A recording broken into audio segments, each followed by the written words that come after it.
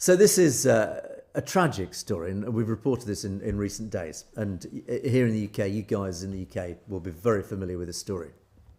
It is this tragic incident that actually did send shockwaves through the country, but it has deeply impacted the British Sikh community, and it's ignited a terrible debate across social media. Now, in a town called Southampton, down on the south coast here in the UK, at the Southampton Crown Court, the trial of this young lad, 23-year-old Vikram Digwa, is underway. Now, Digwa is accused of the tragic stabbing of an 18-year-old university student, a young lad called Henry Novak. The weapon that was used allegedly was an 8-inch, 21-centimetre Kirpan.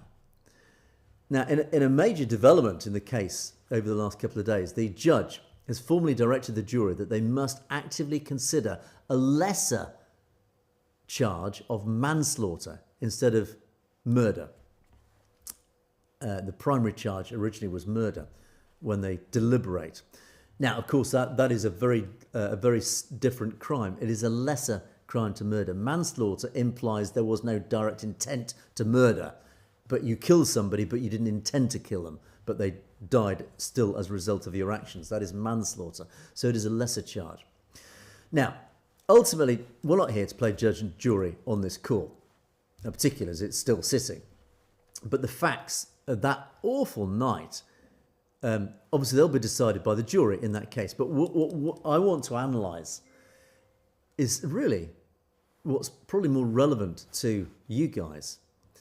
And it's the profound, complex and painful fallout, the social fallout of this case, because it's right across social media.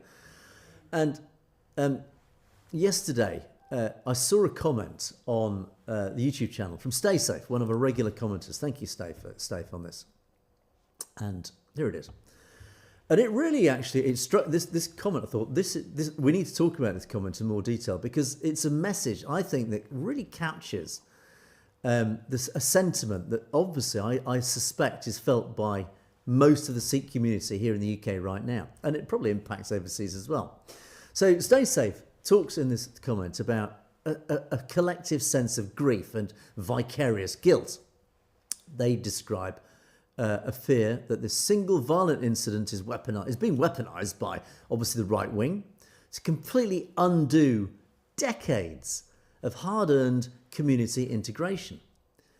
And the terror expressed is that ordinary British people will begin seeing the Sikh community with, defensive fear, distrust,